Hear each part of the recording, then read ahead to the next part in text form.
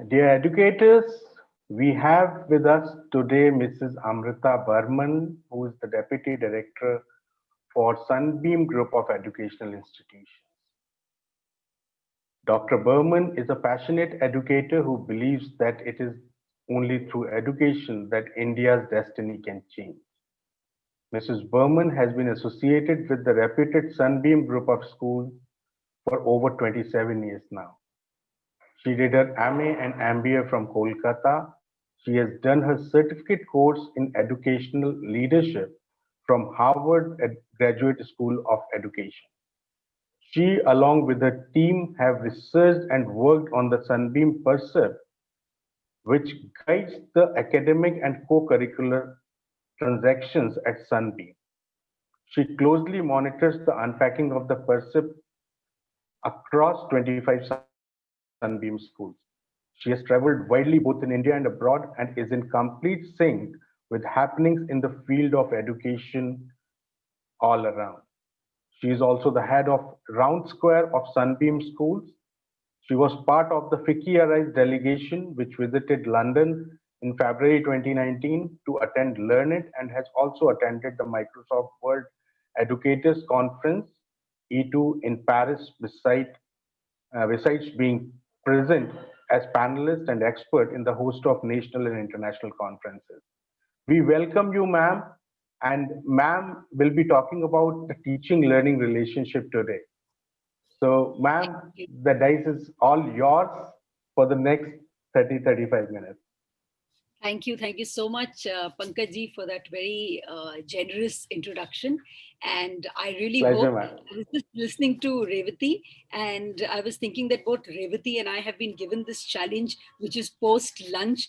So to keep everybody awake is going to be a challenge. But thank you, Revati, you were brilliant, and I think you've done a great job of making everyone awake. So that's going to make my task a little easier. So once again, to everyone, good afternoon, Jai Hind. Before I begin, I'd like to take this opportunity of saying a very big thank you to the Global School Leaders Consortium for inviting me to speak for the Inspire 2020 virtual conference. And it's been a great pleasure. And the Pleasure is best all part ours, ma'am. Thank you. The best part is my topic, which I actually chose out of the topics that were sent to me. My topic today is teaching learning relationship. And why I particularly chose this and mention it, it's because it's a topic which is very, very close to my heart. Because I have this strong belief that positive relationships between teachers and learners have far reaching and long lasting benefits of directly and favorably impacting students' achievements across all classes. So it's very important that as teachers, as educators, we believe in good positive relationship between the teacher and the learner. So before I begin speaking about what I want to tell you a small story. Now, this is a story that I actually came across, I read, and I thought it was very apt for me to tell you this story. So this story takes us back to a classroom where it's time for Thanksgiving. So it's grade one, and the teacher tells the students that we're going to be doing something interesting today for Thanksgiving. You have to draw something or someone that you're very thankful to. And in the US and in the western part of the world, so when it's Thanksgiving, they usually have turkey in particular. So these children were basically from a very humble background. So many children actually drew a turkey because they felt that, okay, I'm very thankful to the fact that Thanksgiving comes and I managed to get this turkey once in a year. So there is this one very demure, very shy, very introvert child called Douglas. And this child is, trying to draw something. So when he finishes with the drawing, in any case, the children are moving around trying to see each other's drawing and they want to see what's being drawn by the different children. So they come to Douglas's drawing and they see a hand. So they wonder, why is this hand being drawn? So they all start talking to Douglas. Come on, tell us, what is this? Whose hand is it? So someone said, oh, I know. This is the hand of the farmer. And why is it the hand of the farmer? Because the farmer feeds the turkey. Now the turkey grows nice and fat and big. And on Thanksgiving, I get to eat the turkey. So this must be the hand of the farmer. So Douglas says, no, this is not the hand of the farmer. So then they said, oh, it must be the hand of the policeman, because the policeman always protects us. So Douglas again says, no. Then somebody said, okay, it must be the hand of the God, because God is the one who feeds us. So finally, there's a lot of discussion, but Douglas says no to all their answers. So the children just move away. Finally, the teacher walks up to Douglas and asks Douglas, Douglas, whose hand is this? So very demurely and shyly, the child says, ma'am, this is your hand.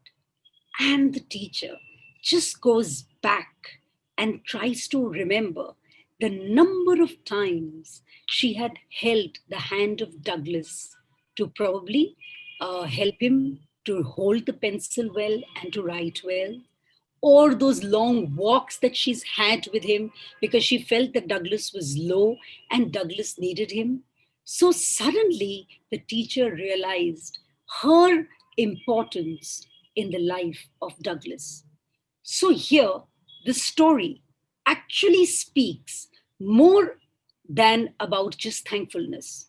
It shows the relationship which the teacher has with the student, and which means so much to all the different Douglases in our classrooms all over the world. Children may not tell us a thank you, but children always remember that one hand that has reached out to them and has cared. So, with that setting the tone, I'd like to speak about the positive teacher student relationship, that magical relationship that makes all the difference in a child's life. And what kind of relationship is this positive teacher student relationship? This positive relationship is a very caring relationship where a teacher doesn't only care about the academics of the student, but a teacher is very, very caring about the emotional, the social, and the spiritual well being of a child. So, having told you all this, let me come to the facts about this relationship. What does research actually say about the impact of a positive teacher student relationship? Well, research says that if there's a great relationship between the teacher and the learner, this has a great impact on the positive attitude that children have, not only towards studies, but also towards the school and the rest of the world. They gain a positive attitude. Children are motivated if the relationships are beautiful. Children fall in love with school. They love coming to school. So there are no such cases where you get up in the morning and you tell your mother, you know, I'm having a stomach ache today and I don't want to go to school. Well, it doesn't happen. Children love coming to school, and therefore absenteeism does not remain as a problem if you have a great relationship between the teacher and the learner. Children get success in each and every field. They actually fall in love with subjects. So if you ask a child, what is your favorite subject? The child will say, maths. And why do you love maths? Oh, you know, because I love my teacher. My teacher not only teaches well, my teacher connects beautifully to me. So that's the impact of a good teacher-student relationship. Children also are more engaged in the classroom when they have a good teacher-student relationship. The more the child is engaged, the better they understand, the better they understand each and every concept, and the gaps in learning is really reduced. Therefore, children's thoughts, their comfort in every subject becomes better. And this is not just me speaking. This is what research tells us. There's also one more important thing that research tells us. The impact of positive teacher-student relationship is not only on the child. The impact is also on the teacher. Teachers actually become so much more passionate about what they are doing in the classroom. They fall in love with their own profession. They love it and they don't feel that they're only discharging a duty. You know why? Because the moment a teacher finds that she's passionate and she teaches well and she connects to the student, and the child gives her understanding in return, this cyclical relationship keeps growing. The child understands better, the child performs better, and the teacher gets more and more engaged and more motivated to teach better. Besides that, the teacher also understands the power that she wields, that magical power of a teacher. And what is this magical power? There are lots and lots of examples. When you talk to a little child and you ask this child, what do you want to become in your life? The child turns around and says, I want to be a teacher. But get into a class 10 class and ask a child, how many of you want to take up teaching as a career? And not a single hand goes up. Now, when this relationship of a teacher and student, starting right from the junior school, moves up to the senior school in the right way, the teacher understands that she actually turns children around to be great teachers tomorrow. Children fall in love with the career and the profession of teachers, which I think is one of the biggest challenges we face, where teaching profession is not respected. Good teacher student relationship will actually encourage children to become teachers tomorrow. The other power of the teacher, you have lots and lots of examples of parents coming in and saying, पता है आपके teacher ने ये गलती की, लेकिन ma'am मैं अपने बच्चे को बोले जा रहा हूँ ये टीचर ने करेक्शन गलत किया, but the child says लेकिन मेरी टीचर ने किया तो फिर ये गलत कैसे हो सकता है? That is the trust a child has in the teacher. This teacher-student relationship should be such that this trust has to be not only maintained, but the power of this relationship and trust should be used in a manner that children, that teachers can actually give the right kind of values and character building to the students. So this teacher-student relationship, the positive part of it, is the power of the teacher, the magic of the teacher can be used by the teacher in the right way for making a difference in a child's life. Having said all this, let us now look into the challenges that come in our way when we talk about teacher-student relationship. The biggest challenge on our offline physical classes that we were having all these years has been very high numbers of children in our class. It has also been a very tight schedule. In any case in India, everyone is so hassled about completing their syllabus. Parents also put the pressure that we have to complete our syllabus. And therefore, the pressure is huge to really at times go on and on with your syllabus and finish things on time. This takes us away from building this positive teacher-student relationship. So these are the challenges. And now on the online platform, besides all these things and the struggle, there is also no physical touch at all. What you see is on a screen, little boxes and your child being there. This also becomes a hindrance on building positive teacher-student relationships. These are all challenges. Despite the fact, I would say, that you have the challenges, it is important for a teacher to take out time to build these teacher-student relationships. And how can you do it, especially on the online platform today? Well, take out time to make that personal call. Take out time to discuss with your children. Listen to every word they say.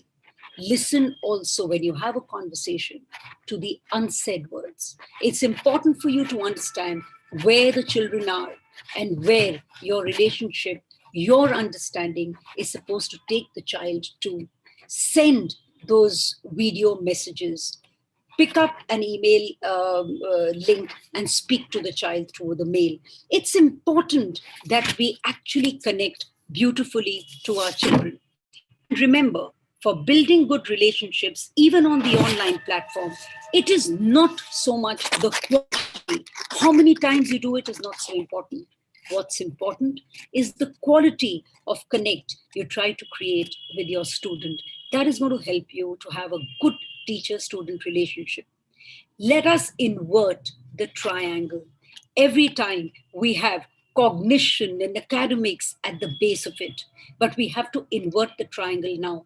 At the base should be relationships, because those of us who really want to pace with academics thinking that we have to finish our courses, let me give you this word of caution. The moment you've inverted the triangle, the moment you have great relationships at the base and you connect with the student, cognition will follow. What is important is that the child has to fall in love with what you are doing and with you, because they understand that this connect has some value in their life. So please invert the triangle. And I can assure you that your gain will be great, even in terms of cognition and in terms of academics. It is not only important for us to actually connect well with the students, it's very important for us also to connect with the parents, because their, the history of the child, the family background, the challenges that they are going through, unless and until we don't understand that, we will not be understanding to the issues that children have or problems that they have.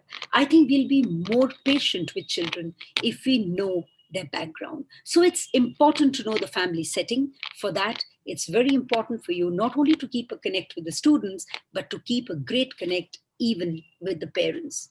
And it's important for you as teachers to go beyond the four walls of your classroom, because I strongly believe, and have tried it, that beautiful relationships are built a lot more on the stage or in the playground rather than just within the confines of our classroom. So these are the things that I strongly suggest. I must also tell you that at my own school, most of these things have been tried for years and they worked wonders. We have had our quality circle time. When we understand that there is a problem with a child during our QCT sessions, we give bubble time to the children. We speak to them. And what's very important is we try never to break the trust of the child. Because if a child comes to us and tells us about a problem, it should not become an issue to be discussed in the staff room or a gossip session, because that's when a child feels, I went and I opened my heart to a teacher, and my teacher really did not keep the sanctity of our discussion. So it's important that we actually maintain this trust between the teacher and the student. We also make a point to make our connects with the parents, because we feel that when you pick up the phone and you call a parent, many a times, this used to happen traditionally even in our school, parents don't pick up the phone. Reason? Oh God, what's this news now? What's going to happen? Is there a problem with my child? Well, we have to pick up the phone and appreciate the child to the parent. We have to tell them that we picked up the phone and we are telling you how good your child has been, or so and so has done so and so, which was really good today, and it's had an impact on the school, and we really appreciate that. So it's all about a positive behavior and attitude, and I think the positive environment that we create for our students and parents, that we are not only here to share bad news, we're also here to share good news with you. Therefore, we always treat our children as our VIPs and always keep our students at the center, because we believe that these relationships with our students are something that we really, really treasure.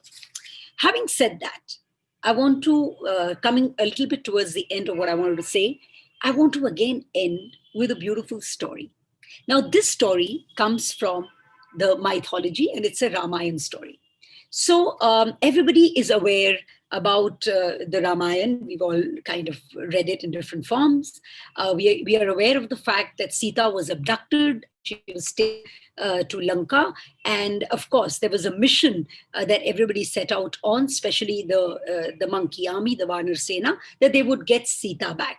And Sugriv actually took this up as a mission, that he's going to lead this mission and he's going to get Sita back.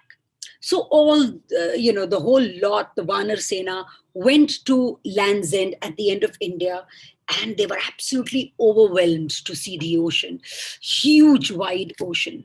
So these little monkeys, they kind of dipped their feet in the water, and they looked at Lanka at a distance, and they started wondering, how are we going to do this job? There's no way that we can go and get Sita back. Look at the distance, look at this vast ocean.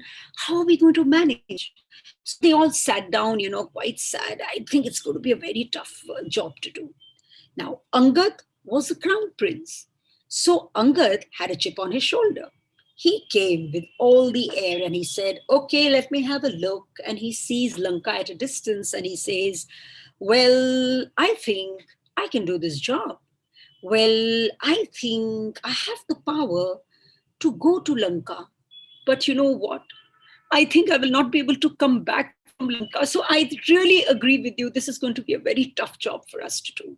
So he also goes and he sits down. Now, Jamban was the senior most there. He was the teacher. He was even Hanuman's teacher.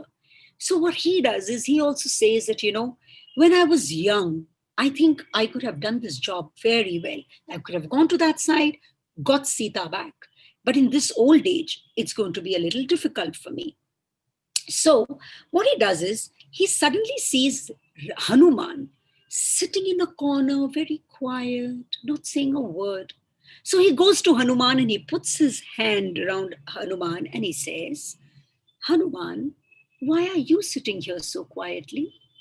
Don't you know that out of everyone sitting here, you're probably the only one that has the power of going, because you have the power to fly. Okay, you're Pavan Putra, you're the son of the wind god. So you're the only one who can fly to Lanka and come back.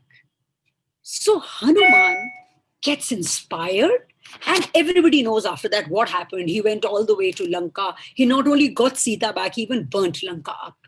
What did Jamwan do as a teacher? A good teacher like Jamwan understands the inner qualities of every child, understands and inspires every child to draw the best out of that child and to make the child perform to the best of their abilities. For every teacher who is listening to me, there is a Jamwan inside you, and there is a Douglas in your classroom. You need to draw the best out of every Douglas. You need to understand the inner qualities of every child.